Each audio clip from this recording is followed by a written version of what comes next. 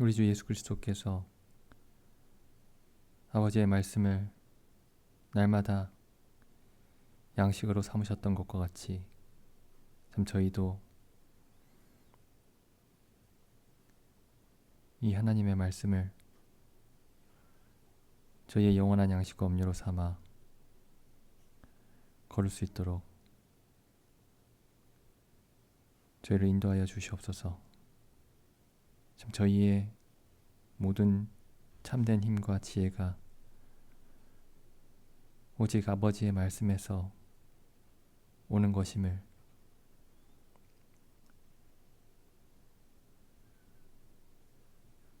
저희가 저희 삶 속에서 경험할 수 있도록, 그리고 진실로 그러하다고 저희가 고백할 수 있도록 저희를 인도하여 주시옵소서. 이 시간도 온전히 의탁드리오며 우리 주 예수님의 이름으로 기도드립니다. 아멘.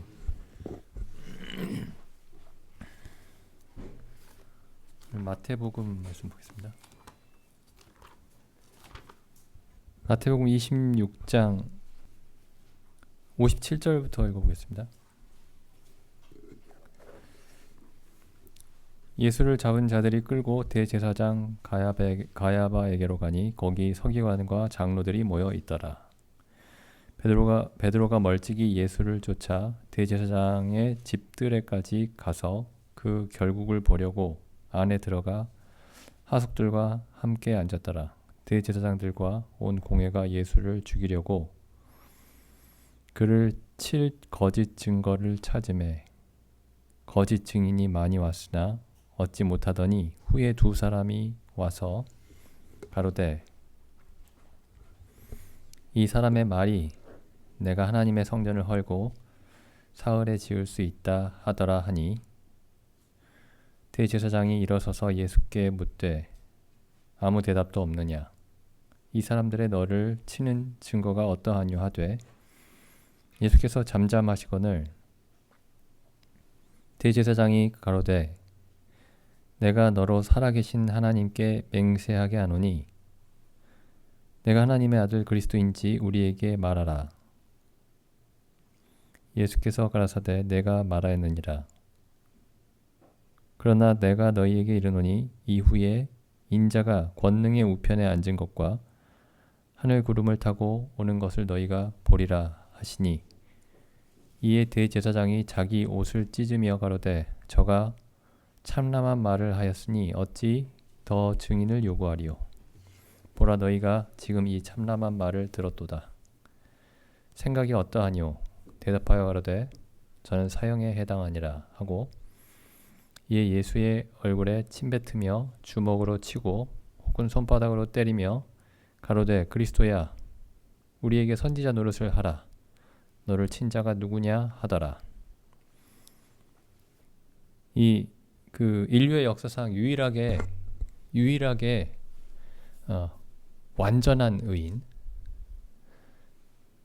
그 말과 생각과 행동에 있어서 단 하나의 허물도 없는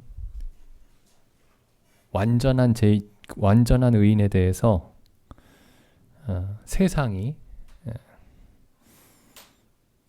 이제 어떻게 대하고 있는지를 우리가 보고 있습니다.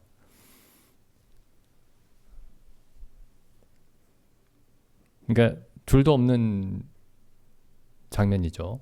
인류 역사에서 전에도 없고 이후에도 없을 완벽한 의인.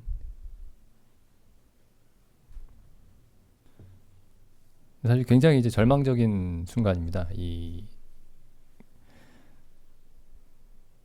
이제 여기 보면 이제 세 문명이라고 해야 되겠죠. 세 가지 문명, 세 가지의 어떤 그 인류 문명, 그 문명이 이제 야만에 반대되는 개념이죠. 야생에 반대되는 개념인데 이 세 개의 그 정말 거대한 문명, 인류가 자랑하는 거대한 문명이 이 자리에 지금 요 순간에 다 모여 있습니다. 그 세 개의 문명이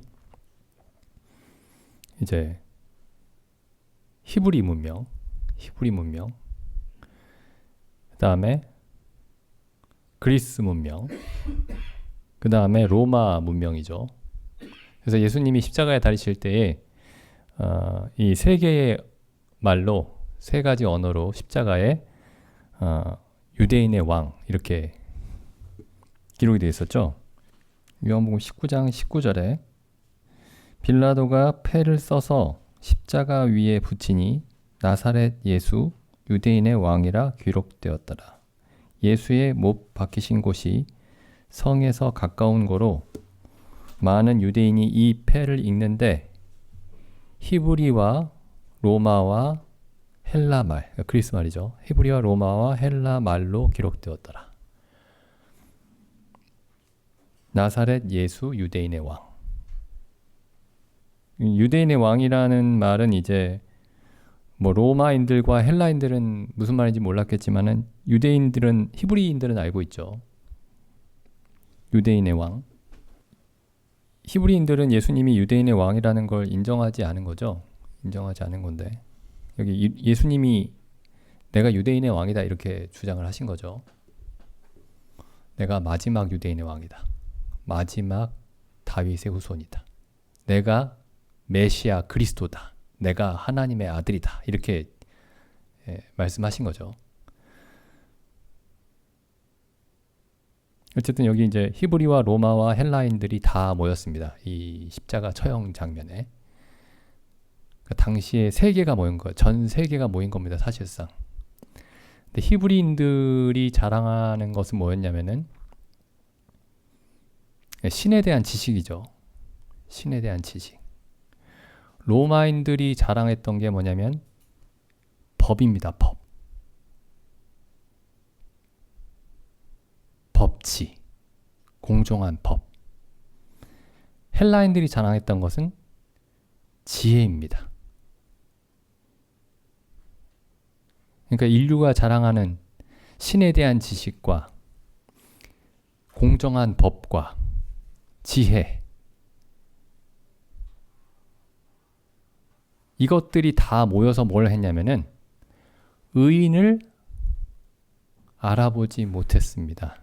의인을 죄인으로 정죄한 거죠. 완벽한 의인을. 그리고 세상의 창조주를 십자가에 못 박아 죽였습니다.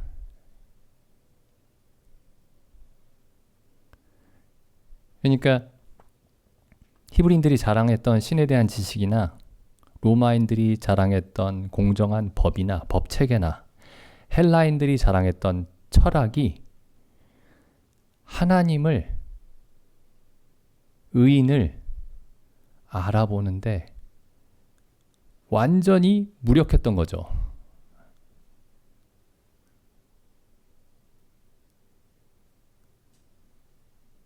그래서 이제 서양 문명이 자랑하는, 뭐 여기서 이제 동양은 빠져 있죠. 하지만 어쨌든 이 서양 문명이 자랑하는 이 우리가 살고 있는 세계가 지금 서양 문명이 만들어낸 세계 위에 살고 있는 겁니다. 서구 문명이 만들어낸 세계 위에, 기독교 문명이 만들어낸 세계 위에 살고 있죠. 근데 이 인류 문명이 이제 자랑하는 그 인간의 능력, 인간의 지혜와 인간의 모든 지혜와 인간의 모든 능력이 할 수 있는 일이 뭐냐? 하나님을 알지 못하고 의인을 알지 못하고 정반대로 하나님과 의인에게 어울리지 않는, 전혀 합당하지 않는 정반대로 대우를 하는 겁니다. 의인을 죄인이라고 판단하고 생명의 주를 죽이는 거죠.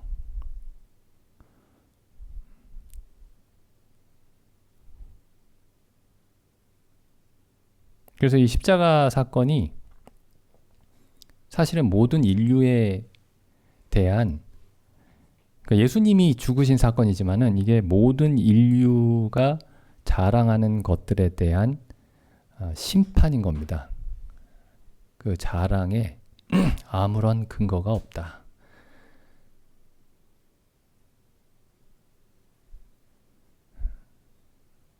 근데 우리가 이 가운데 있었습니다. 우리가. 지금도 온 세상이 이 가운데 있죠.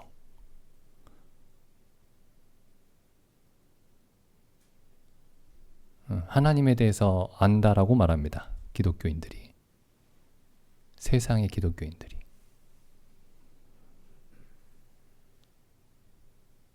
그리고 세상에 어떤 공정함이 있다라고 생각을 하죠.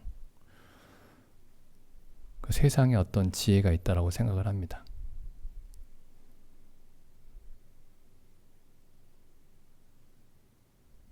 근데 이 인류가 자랑하고 있는 이 모든 것들이 지금 이것들이 전부 다 사실은 그리스도 안에만 있죠. 그리스도 안에만. 그리스도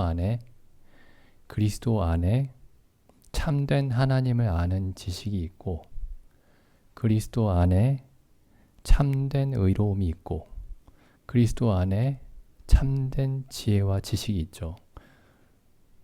세상에는 없습니다.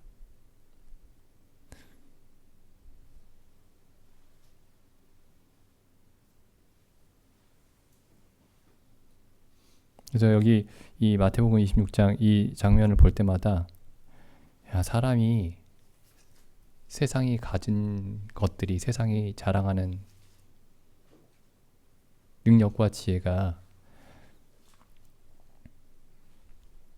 얼마나 절망적인가, 얼마나 절망적이 짝이 없는가 이런 생각을 합니다. 이 곳을 볼 때마다. 또 한 가지는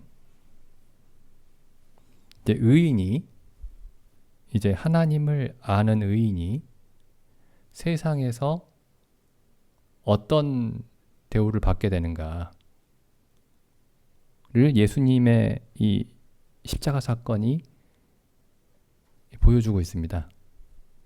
그 의인은 하나님을 경외하는 사람은 세상에서 환영을 받고 인정을 받는 것이 아니고 딱 이런 대접을 받습니다.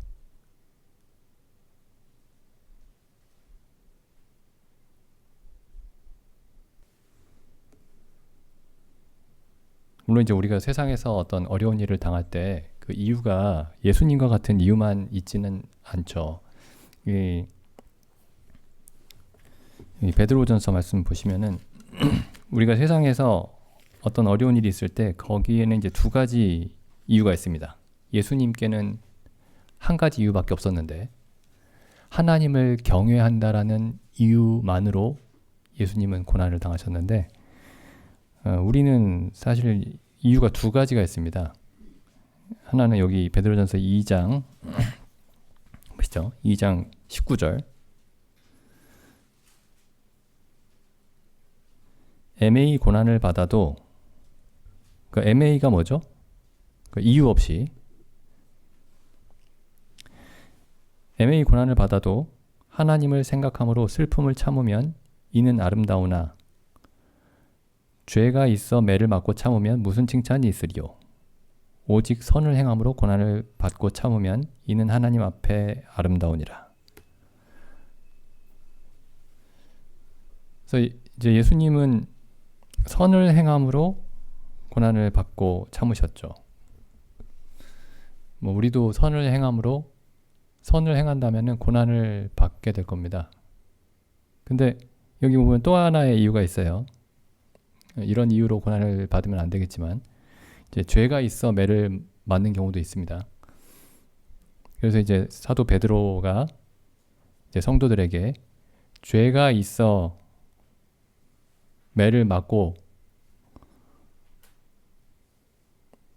참는 일은 겪지 말고 선을 행함으로 고난을 받고 참는 삶을 살기를 원한다고 이렇게 말씀하고 있죠.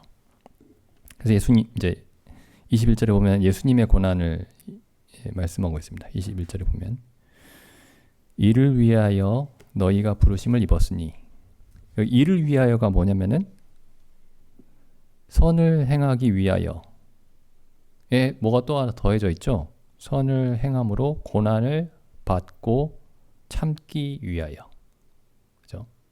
선을 행함으로 상을 받고 칭찬을 받기 위하여가 아니고 선을 행함으로 고난을 받고 참기 위하여 너희가 부르심을 입었다.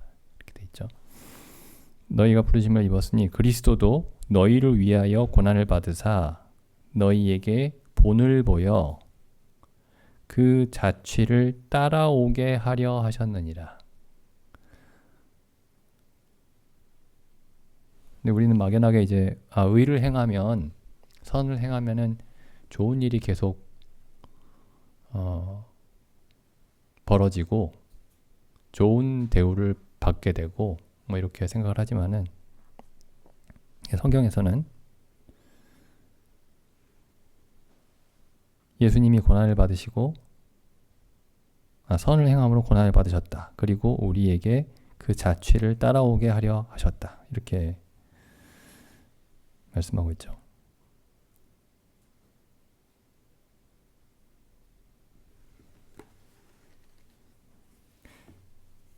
여기 다시 돌아가 보겠습니다. 여기 마태복음 26장. 그래서 여기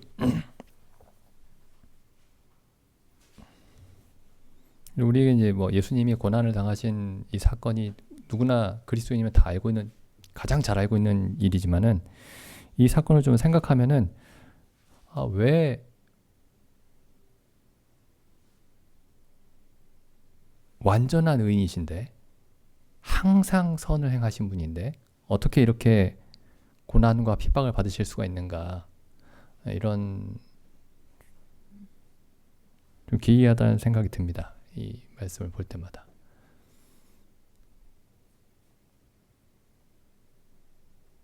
우리는 이제 막연히 아까도 말씀드렸지만 막연히 이런 걸 기대를 하죠. 우리가 선하고 의롭게 살면은 모든 게 다 잘 되고 그렇게 될 것 같은데 여기 왜 예수님은 온전하게 의롭고 선하신 분이 가장 큰 고난을 당하고 계시는가?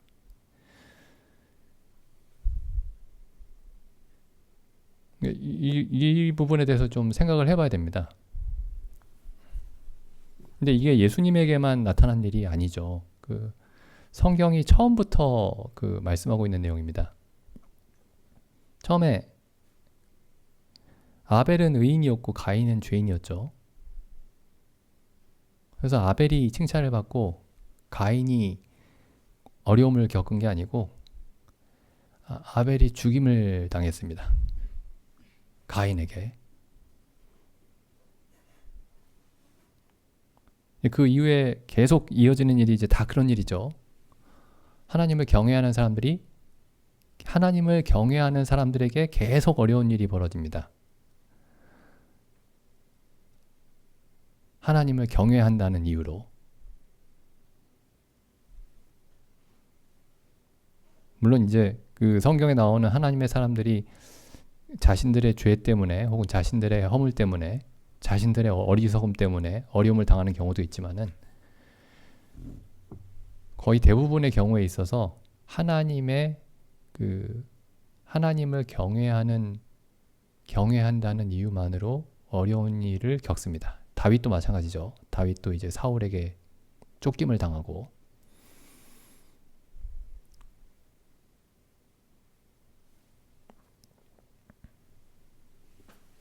여기 예수님이 이제 여기 26장에 보시면 이제 26장 59절에 보시면은 이게 또 이게 좀 흥미로운 사실이 이 대제사장들과 온 공회가 그러니까 바리새인들이죠. 대제사장들과 유대인들이 예수님을 어떻게 핍박하냐면은 그냥 무조건 핍박하는 게 아닙니다. 무조건 괴롭히는 게 아니고 굉장히 합법적인 것 같은, 합법적으로 보이는 절차를 따져서 해요. 그러니까 재판을 하고 증거를 찾고 막 이렇습니다. 증인을 부르고. 그러니까 무조건 막 무턱대고 폭력적으로 하는 게 아니고 겉으로 볼 때는 절차와 법을 따라서 합니다.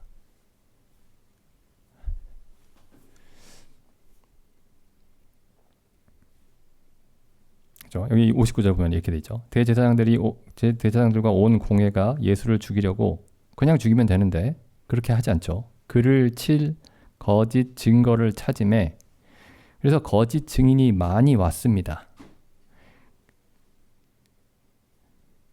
얻지 못하더니 후에 그 다음 보시죠. 후에 두 사람이 와서 이제 증인이 2명이 필요하죠.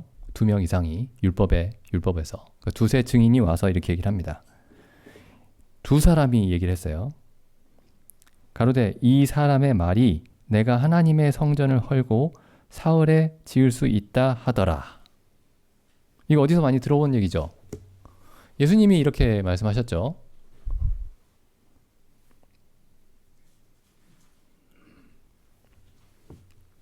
그 요한복음에서 하신 말씀이죠. 요한복음 2장에 보시면은 2장 19절에서 이렇게 말씀하셨죠. 예수께서 대답하여 가라사대 너희가 이 성전을 헐라 내가 사흘 동안에 일으키리라. 유대인들이 가로되 이 성전은 46년 동안에 지었거늘 내가 3일 동안에 일으키겠느냐 하더라. 그러나 예수는 성전된 자기 육체를 가리켜 말씀하신 것이라. 21절 말씀은 예수님이 하신 말씀이 아닙니다. 예수님이 유대인들에게 대답하신 내용이 아니에요. 나중에 이제 요한이 그 의미가 예수님이 자기 육체를 가리켜서 성전이라고 부르신 것이었다. 이렇게 기록한 것이지 유대인들에게 예수님이 이렇게 드러내놓고 답변하신 게 아닙니다. 그러니까 여기 이 두 증인이 26장 61절에 이 두 증인이 이 두 사람이 예수님이 이렇게 하신 말씀을 들은 게 맞아요.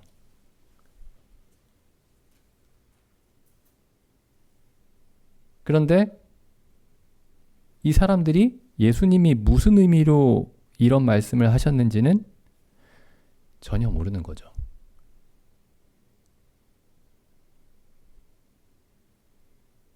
그러니까 여기 마태복음 처음에 가보시면은 마태복음 5장에 보시면 5장에 예수님이 이제 그 복 있는 사람에 대해서 이제 말씀을 전하시는데 5장 10절에 보시면 이렇게 말씀하시죠. 의를 위하여 핍박을 받는 자는 복이 있나니 천국이 저희 것임이라. 나를 인하여 너희를 욕하고 핍박하고 그 다음에 거짓으로 너희를 거스려 모든 악한 말을 할 때에는 너희에게 복이 있나니. 여기도 이제 거짓 증인과 거짓 증거를 통해서 너희를 거스려 모든 악한 말을 할 것이다. 이렇게 예수님이 이제 미리 말씀을 하셨죠. 근데 그 일이 예수님에게 먼저 일어났습니다. 예수님에게.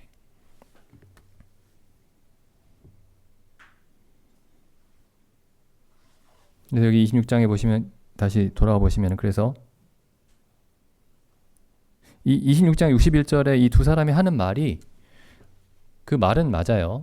그 말은 맞는데 지금 이 두 사람은 뭘 생각하고 있냐면은 이 헤롯 성전, 이 돌로 지은 이 성전을 생각하면서 이렇게 말을 하고 있는 겁니다. 그러니까 겉으로 봤을 때는 이게 맞는 증거 같은데 예수님이 의도하신 것과 전혀 다른 얘기죠. 그래서 이제 이 두 사람이 이렇게 증언을 한 다음에 62절에 대제사장이 예수님께 묻습니다. 대제사장이 일어서서 예수께 묻되 아무 대답이 없느냐? 이 사람들의 너를 치는 증거가 어떠하뇨? 하되 예수님이 이제 근데 여기서 예수님이 설명하시지 않으시죠. 그때 내 대답은 그 헤롯이 그 예루살렘에 있는 그 성전을 얘기한 게 아니고 내 몸을 가리켜, 내 육체를 가리켜 한 말이다. 이렇게 설명하지 않으시죠.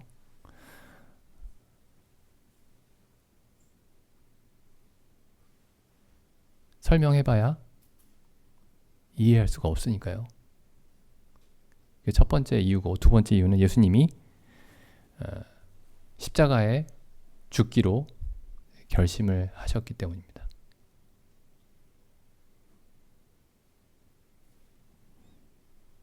예수님이 잠잠하셨습니다.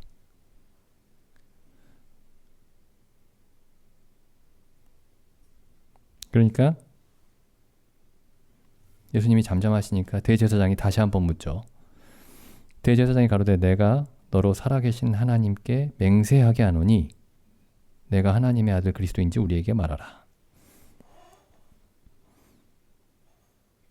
그러니까 예수님이 이렇게 말씀하시죠. 내가 말하였느니라. 내 말대로다. 이렇게 말씀하신 거죠. 내 말대로다. 근데 잠잠하시다가 왜 말씀하셨죠? 잠잠하시다가 맹세 때문에 그렇습니다. 맹세. 이 대제사장이 맹세하라고 맹세를 시키면서 물어봤기 때문이에요. 지금 구약의 율법에 따르면은 이 대제사장이 최종적으로 재판할 권리가 있죠. 율법에 의하면. 그래서 그 대제사장의 그 율법에 의해서 맹세를 하라고 지금 대제사장이 명령을 한 겁니다. 예수님께. 예수님은 율법에 순종해서 그 맹세를 하고 맹세에 대해서 맹세하고 답을 하신 거예요. 여기 레위기 말씀 가보시면은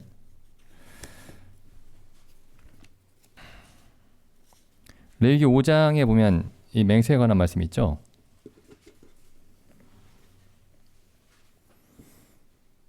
5장 1절 누구든지 증인이 되어 맹세시키는 소리를 듣고도, 그러니까 맹세시키는 사람이 이제 재판관이죠.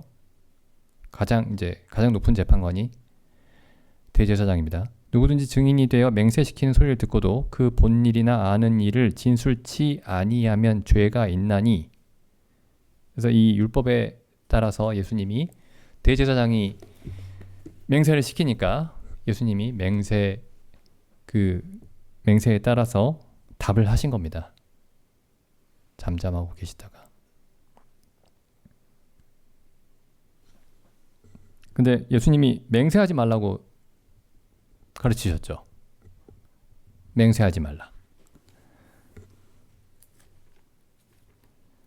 여기 마태복음의 5장에 보면은 5장 33절에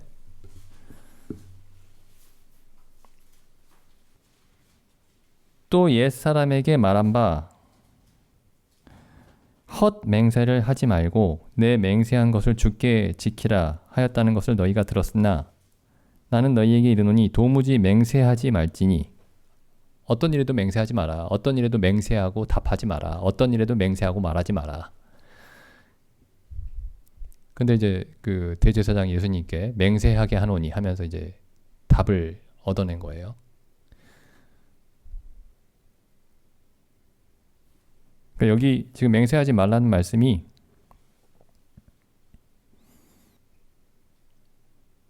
이 하나님의 이름을 망령되이 일컫지 말라는 말씀입니다. 이 말씀이 하나님의 이름을 망령되이 일컫지 말라는 말씀이에요. 그러니까 우리가 예를 들어 뭐 법정에 나가가지고 법정에서 그 맹세하라고 하는데 진실만을 말할 것을 맹세합니다. 선서하죠. 그거 하지 말라는 뜻이 아닙니다. 예수님도 맹세를 하셨죠. 예수님도 맹세를 하셨습니다.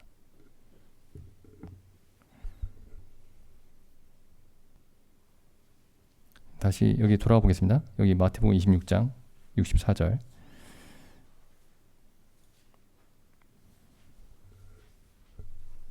예수께서 가라사대 때 내가 말하였느니라. 내 말대로다. 그러나 내가 너희에게 이르노니 이후에 인자가 권능의 우편에 앉은 것과 하늘 구름을 타고 오는 것을 너희가 보리라. 예수님이 이렇게 말씀하셨어요. 그 대제사장의 그 질문에 내가 하나님의 아들 그리스도냐? 라고 물으니까 내 말대로다. 이후에 훗날 내가 권능의 우편, 권능의 우편이 하나님의 우편이죠. 하나님 우편에 앉은 것과 구름을 타고 오는 것을 너희가 보리라. 재판정에서 그 숨김없이 아주 분명하게 말씀하셨습니다. 내가 하나님의 아들 그리스도고 내가 하나님 우편에 앉아 만유를 통치할 것이고 구름을 타고 다시 올 것이다. 이렇게 말씀하셨습니다.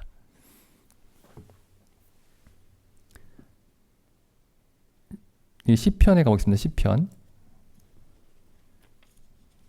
시편 110편에 보면은 그러니까 이 대제사장이나 유대인의 그 종교 지도자들은 이 시편을 다 알고 있었습니다. 아주 잘 알고 있었죠. 아주 잘 알고 있었습니다. 그러니까 예수님이 지금 이 시편 110편 말씀을 가지고 사실 답을 하신 거예요. 시편 110편의 이 말씀을 이 시편이 110편이 메시아 그리스도에 대한 예언의 말씀이라는 것을 다 알고 있었습니다. 근데 예수님이 이 110편을 인용해서 답을 하신 거죠.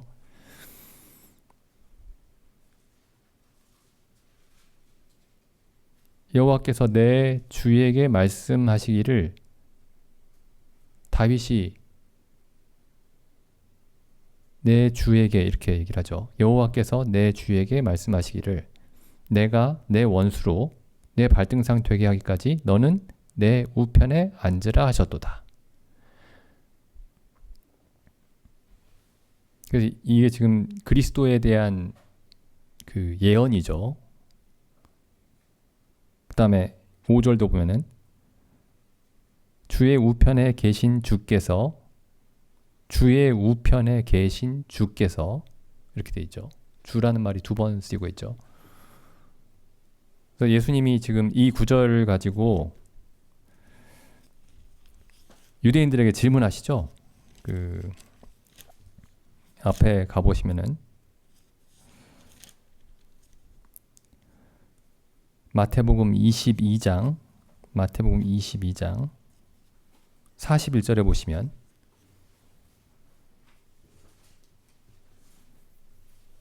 그러니까 유대인들은 다 알고 있었습니다. 이게 그 메시아에 대한 그리스도에 대한 예언이라는 것을 다윗이 예언했다는 것을 22장 마태복음 22장 41절 보시면 바리새인들이 모였을 때 예수께서 그들에게 물으시되 너희는 그리스도에 대하여 어떻게 생각하느냐? 누구의 자손이냐? 대답하되 다윗의 자손이니이다. 근데 아까 그 시편이 다윗의 시죠. 가라사대 그러면 다윗이 성령에 감동하여 어찌 그리스도를 주라 칭하였느냐. 자기 후손인데 자기 후손에게 자기의 까마득한 후손에게 주님이라고 부를 수 있냐. 그죠? 44절 주께서 내 주께 이르시되 내가 내 원수를 내 발 아래 둘 때까지 내 우편에 앉았으라 하셨도다 하였느냐. 다윗이 그리스도를 주님이라 칭하였으니 어떻게 다윗의 후손이 되겠느냐.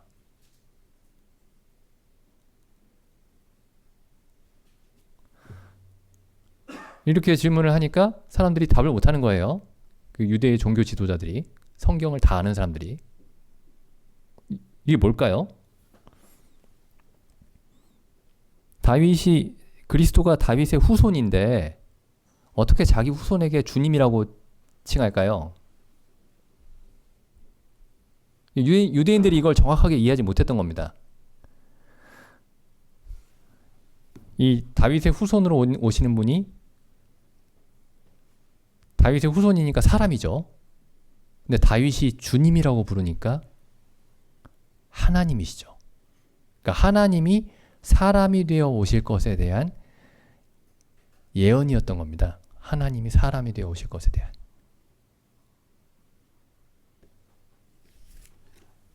그래서 예수님이 지금 여기 죄인처럼 잡혀서 이제 이 법정에 서가지고 내가 하나님의 아들 그리스도다.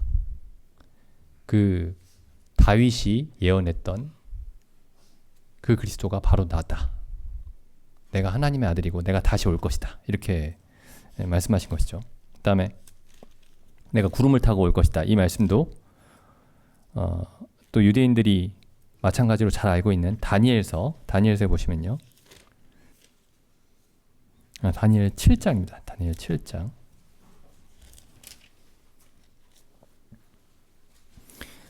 7장에서 이제 보면 다니엘이 이제 환상을 보죠. 다니엘이 환상을 보는데 이 7장에 보면은 이제 그 소 제목에 네 짐승의 이상이라고 되어 있을 겁니다. 네 짐승의 이상. 그래서 이 네 짐승이 그 4대 제국을 나타내고 있죠. 바벨론 제국, 그 다음에 페르시아 제국, 그 다음에 그리스 제국, 마지막에 로마 제국이죠.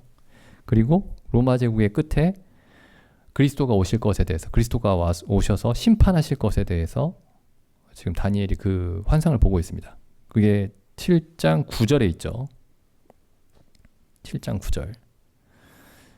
보면 내가 보았는데 왕좌가 놓이고 옛적부터 항상 계신 이가 좌정하셨는데, 하나님이시죠. 하나님 아버지.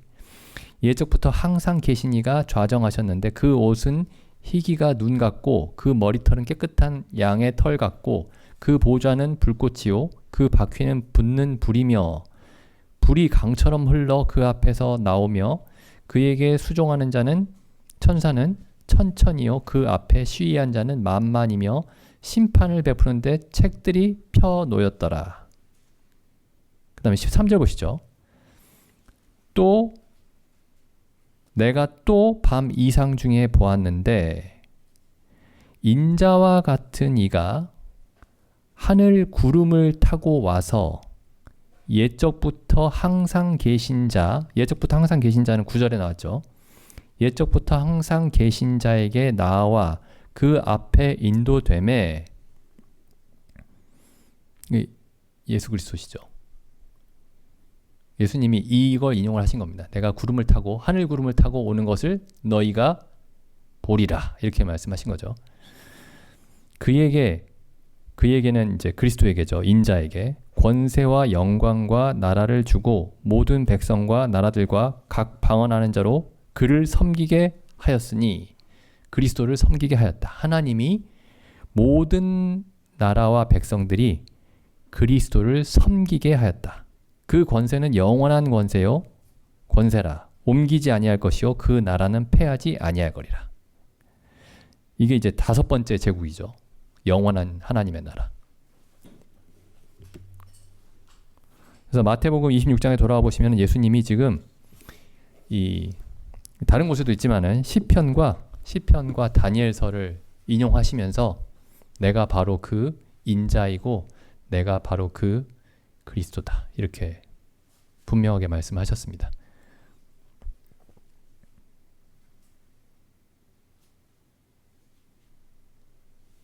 그러면 이제 사실 생각을 해봐야죠. 이 대제사장과 서기관들이, 장로들이 생각을 해봐야죠. 이렇게 분명하게 말씀하시는데, 그리고 지금 이 사람들이 예수님에게 죄가 없다라는 걸 알고 있습니다. 분명하게 알고 있어요. 여기 뒤에 보면은 27장에 보시면은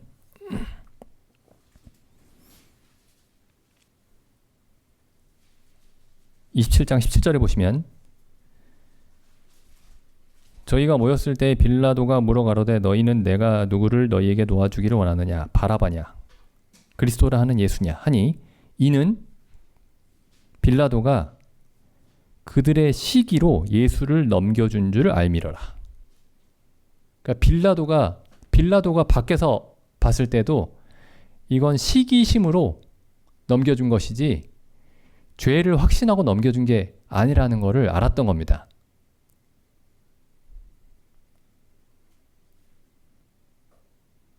그러니까 예수님이 가르치셨던 그 모든 가르침이나 예수님이 행하셨던 그 모든 행함에 흠 잡을 만한 게 전혀 조금도 없었던 겁니다. 근데 이분의 입술에서 내가 그리스도다, 내가 하나님의 아들 그리스도다 라고 했을 때는 이 사람들이 두려움을 가지고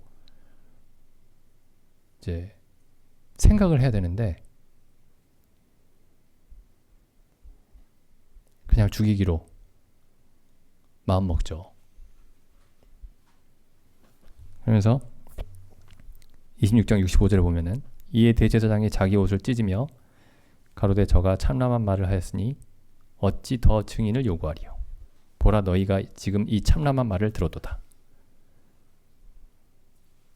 이게 왜 참남한 말이죠? 그러니까 이 유대인들은 다 알고 있었거든요. 그리스도가 메시아가 올 것이라는 그 예언을 다 알고 있었습니다. 이 사람들도 자기들도 믿고 있었던 거예요. 어떤 면에서는. 그러니까 내가 그 메시아다 라고 말씀하셨을 때 메시아일 수도 있겠다 라고 생각을 해야 되는데 참남하다. 그냥 무조건 참남하다 이렇게 얘기를 한 거예요.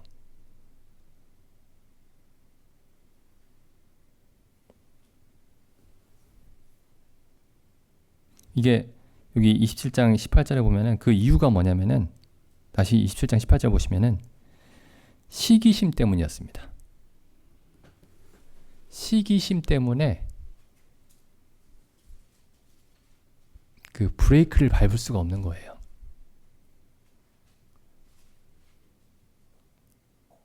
근데 가인이 아벨을 죽였던 이유가 뭐냐면은 시기심 때문이었습니다. 다른 어떤 게 아니고.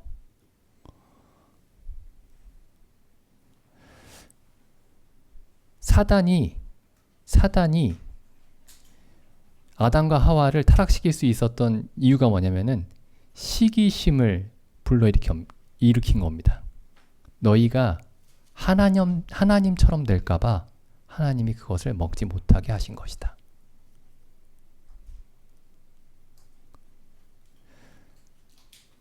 사울이 다윗을 죽이려고 했던 이유가 뭐냐면 시기심 때문이었습니다. 다윗이 어떤 죄가 있다. 전 죄인이기 때문에 내가 죽여야 된다. 내가 왕으로서 처리해야 된다. 처형시켜야 된다. 그게 아니고 다윗의 하는 일이 모두 옳았기 때문에 시기심 때문에 죽이려고 했던 겁니다.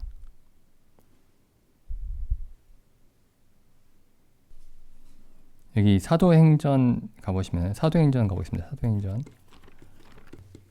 5장 17절. 이제 사도들이 예수님이 부활하신 다음에 사도들이 복음을 전하죠. 그래서 사람들이 이제 많은 사람들이 예수님을 믿었습니다. 5장 17절 보면 이렇게 돼 있어요. 대제사장과 그와 함께 있는 사람 즉 사두개인의 당파가 다 마음에 시기가 가득하여 일어나 사도들을 잡아다가 옥에 가두었더니 그 이후에도 계속 유대인들이 시기심으로 움직입니다. 시기심으로. 사람들이 자기들을 따라야 되는데 자기들이 아닌 다른 사람들을 따르고 있다라는 것에 시기심을 느끼는 거예요. 7장에도 보시면 7장 9절 보시죠. 이제 스데반이 이제 요셉이 팔려간 이유에 대해서 얘기를 하는데 이렇게 얘기하죠. 7장 9절에 보면은 여러 조상이 요셉을 시기하여 애굽에 팔았더니 전부 다 시기심 때문입니다. 13장에도 보시면 사도행전 13장 45절 44절 보시죠. 그 다음 안식일에는 온 성이 거의 다 하나님의 말씀을 듣고자 하여 모이니 사도 바울의 말씀을 듣기 위해서 온 성이 다 모였습니다. 그러니까 45절에 보면은 유대인들이 그 무리를 보고 시기가 가득하여 바울의 말한 것을 변박하고 비방하거늘. 그러니까 모든 것이 시기심 때문에 움직이고 있는 겁니다.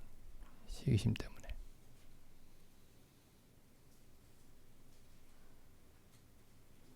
예수님도 시기심 때문에 그 제사장들이 죽인 거죠. 예수님을.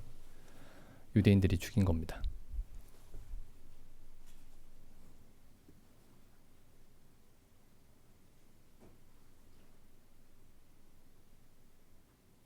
근데 여기 지금 여기서 시기심은 이제 수많은 사람들이 예수님의 말씀에 귀를 기울였기 때문에 예수님께 영광을 돌렸기 때문에 이제 시기심이 난 거죠. 자기들에게 영광을 돌리고 자기들을 칭찬하고 자기들의 말에 귀를 기울이고 해야 되는데 예수님의 말씀에 귀를 기울이고 예수님께 영광을 돌리고 하는데 시기심이 난 겁니다.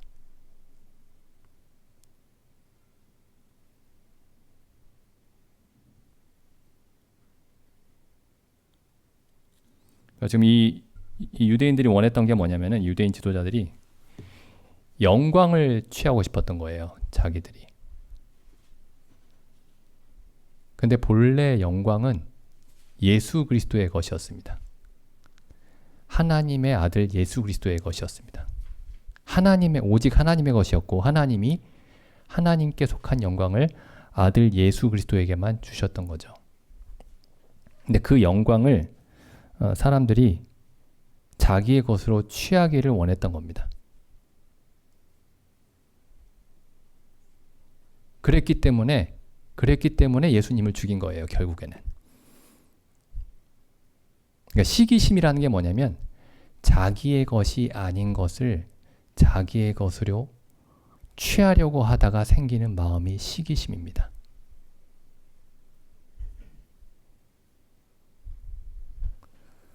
그래서 잘 보시면은 십자가 사건이 결국에는 시기심 때문에 일어난 거예요.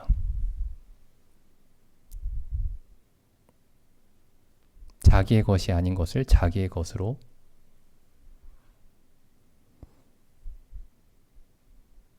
하나님이 주지 않으신 것을 자기의 것으로 여기려고 했기 때문에 이게 아담과 하와의 타락부터 시작되는 얘기입니다. 하나님이 그들에게 주시지 않은 것을 그들이 가지려고 했기 때문에 생기는 것이었죠. 여기 예수님이 이런 일에 대해서 이제 미리 예언을 하셨죠. 여기 마태복음 보시면은 앞으로 좀 가보겠습니다. 마태복음 21장 보시죠. 21장 33절. 다시 한 비유를 들으라. 한 집주인이 포도원을 만들고 산울로 두르고 거기 즙자는 구유를 파고 망대를 짓고 농부들에게 새로 주고 타국에 갔더니, 그러니까 포도원 주인이에요. 포도원 주인이 이제 포도원을 다 이렇게 마련해 놓은 다음에 농부들에게 새로 줬습니다. 그러니까 새로 줬으니까 뭐죠? 새만 받겠다는 거죠. 그리고 나머지는 농부들이 취하는 겁니다. 34절. 그러니까 농부들에게 아무것도 주지 않고 다 주인이 갖겠다라는 게 아니고 농부들은 농부들이 마땅히 취할 것을 취하고 주인은 주인이 마땅히 취할 것을 취하기로 하고 이렇게 이제 이 일이 이제 시작되는 거죠. 34절. 실과 때가 됨에 가까움에 그 실과를 받으려고 자기 종들을 농부들에게 보내니 농부들이 종들을 잡아 하나는 심히 때리고 하나는 죽이고 하나는 돌로 쳤거늘 다시 다른 종들을 처음보다 더 많이 보내는데 그들에게도 똑같이 하였는지라.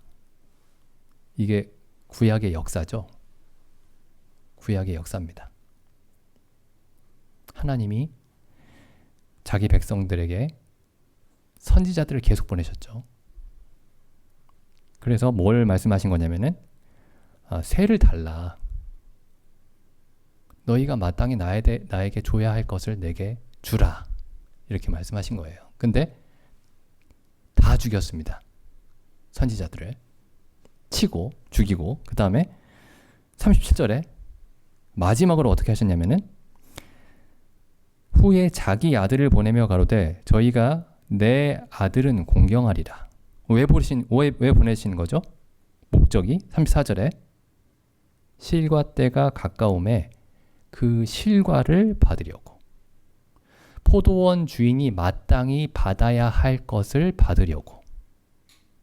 그러니까 농부들에게 모든 것을 갈취해 가려고 보낸 게 아니고 농부들에게 마땅히 받아야 할 그 세를 받으려고 아들을 보냈습니다. 근데 어떻게 하죠? 이 38절에 농부들이 이 아들을 보고 서로 말하되 이는 상속자니 자 죽이고 그 유업을 차지하자. 이 포도원을 우리가 갖자. 이에 잡아 포도원 밖에 내어 쫓아 죽였느니라.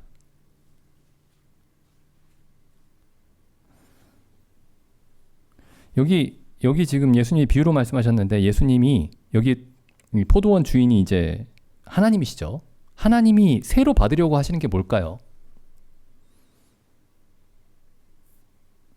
하나님이 마땅히 받으셔야 하는 것. 영광입니다. 영광. 영광. 다른 말로도 할 수 있죠. 근데 이제 이 유대인들은 이 유대인 지도자들은 어떻게 생각했냐면은 영광을 내가 받아야 된다 이렇게 생각했어요. 바리새인들과 서기관들과 이 제사장들이 백성들의 영광은 내가 받아야지. 근데 그 영광은 본래 하나님께만 돌아가야 되는 영광이었습니다.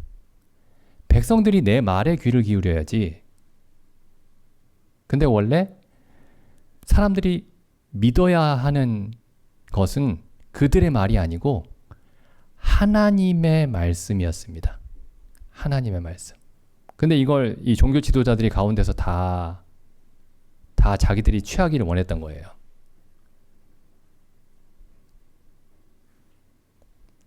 사람들은, 이 유대 종교 지도자들은 자기를 자랑을 했습니다.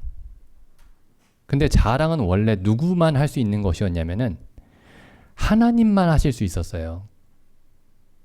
사람은 자랑할 게 없었습니다. 사람은 뭘 자랑할 수 있었죠? 자랑이란 말이 맞지 않지만은 사람이 자랑할 수 있는 것은 자기의 무지함과 연약함과 죄악 외에는 자랑할 것이 없었습니다. 근데 마치 자신들에게 의로움도 있고 능력도 있고 지혜도 있다는 듯이 자랑을 했던 거죠. 근데 예수님이 뭘 보여주셨냐면, 예수님이 모든 능력과 의로움과 지혜는 오직 하나님께만 있고 영광은 오직 하나님께만 속한 것이다 라는 것을 분명하게 보여주신 겁니다. 예수님의 말씀과 예수님의 삶을 통해서. 그러니까 이 유대 종교 지도자들이 시기가 나서 죽였던 거예요.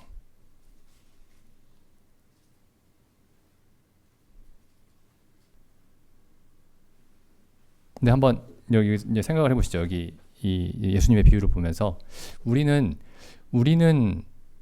포도원 주인이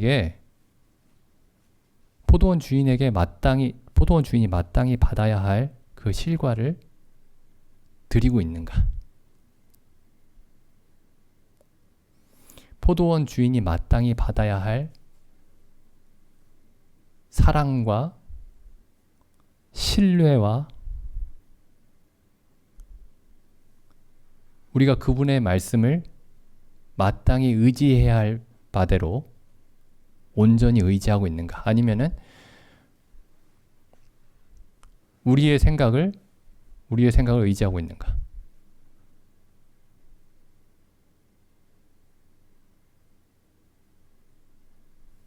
이 포도원 주인이 마땅히 취해야 되는 게 우리에게 뭐가 있을까요? 전부 다 주인의 것입니다.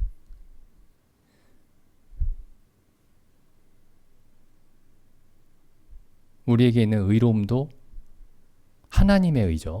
예수 그리스도로 말미암아 값없이 주신 하나님의 의로움이죠. 그리스도가 우리의 지혜이시죠. 그리스도가 우리의 힘이시죠. 그리스도가 우리의 자랑이시죠.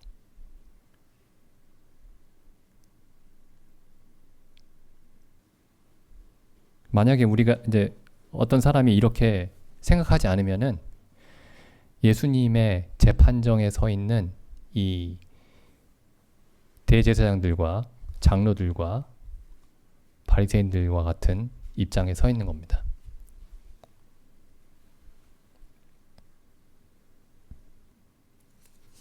말씀 두 곳만 읽어보겠습니다. 요한복음 5장 41절입니다. 나는 사람에게 영광을 취하지 아니하노라. 예수님은 영광을 취하셔도 되는 분이었죠. 영광을 마땅히 받으셔야 되는 분이셨습니다. 근데 사람으로 오셨기 때문에 아버지께 영광을 돌리시기 위해서 나는 사람에게 영광을 취하지 아니하노라 이렇게 말씀하신 겁니다. 나는 사람에게 영광을 취하지 아니하노라. 다만 하나님을 사랑하는 것이 너희 속에 없음을 알았노라. 나는 내 아버지의 이름으로 왔음에 너희가 영접지 아니하나 만일 다른 사람이 자기 이름으로 오면 영접하리라. 적그리스도에 대한 예언이죠. 44절 너희가 서로 영광을 취하고 유일하신 하나님께로부터 오는 영광은 구하지 아니하니 어찌 나를 믿을 수 있느냐. 이에 유대인들이 하나님께만 돌아가야 할 영광을 도둑질하고 있었던 겁니다.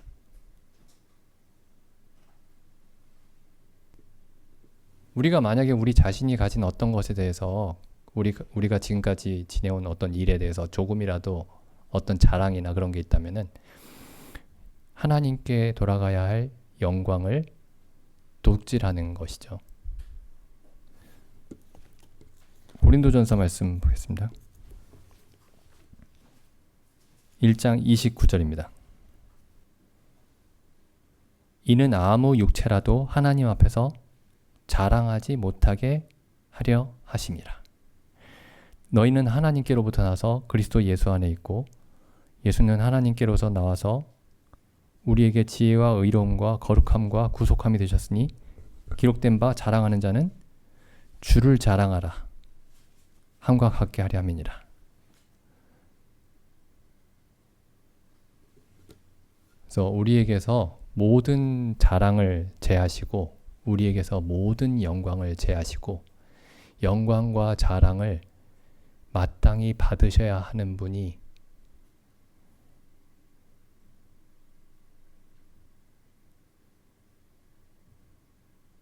마땅히 받으셔야 하는 분께 돌려야 한다고 예수님이 그 생애를 통해서 그리고 심판장에서 이렇게 말씀하고 계셨던 겁니다.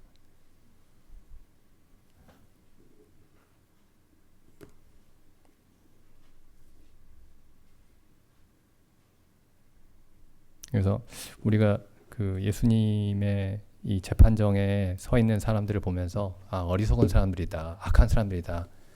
사실 그렇게 얘기할 수 있지만은 알고 보면은 모든 사람이 여기에서 벗어날 수가 없는 겁니다. 모두가 그러했던 거죠. 모두가 하나님께 돌아가야 할 것을 자기의 것으로 하나님만 의로우신데 나도 의롭다고 생각하고 하나님만 지혜로우신데 나도 지혜롭다고 생각했다면은 여기에 있는 대제사장들과 조금도 다르지 않게 행동했을 겁니다.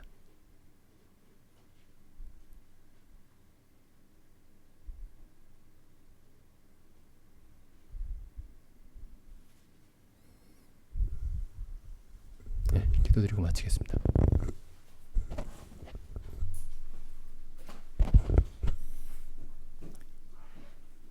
하나님 아버지, 참 세상의 모든 지혜로운 자들이 모여서 생명의 주이시고 참된 의인이신 예수 그리스도를 심판장에 세운 것을 볼 때 참 사람의 지혜와 능력이라는 것이 얼마나 무익하고 패역한 것인지 참 돌아보게 되옵나이다. 참 저희도 그 가운데 있었사옵고 저희도 저희의 지혜와 능력과 저희 자신의 선함과 의로움에 대해서 일말의 신뢰와 자랑이라도 가지고 있었던 자들이었사오나 참 십자가에 달린 그리스도를 통해 참 저희에게 아무것도 없사오며 다만 하나님의 긍휼하심만이 필요한 자들임을 알게 하셨음에 감사드립니다. 참 저희의 옷은 누더기와 같고 벌거벗은 것과 같아서 참 하나님께서 저희에게 값없이 그리스도로 옷 입혀주시고 값없이 의롭다 하시고 하나님의 자녀라고 불러주심에 감사드립니다. 참 저희가 오직 하나님께만 돌려드려야 하는 저희의 모든 믿음과 영광과 저희의 모든 마음을 하나님께 온전히 드릴 수 있도록 저희를 항상 인도하여 주시옵소서. 우리 주 예수님의 이름으로 기도드립니다. 아멘.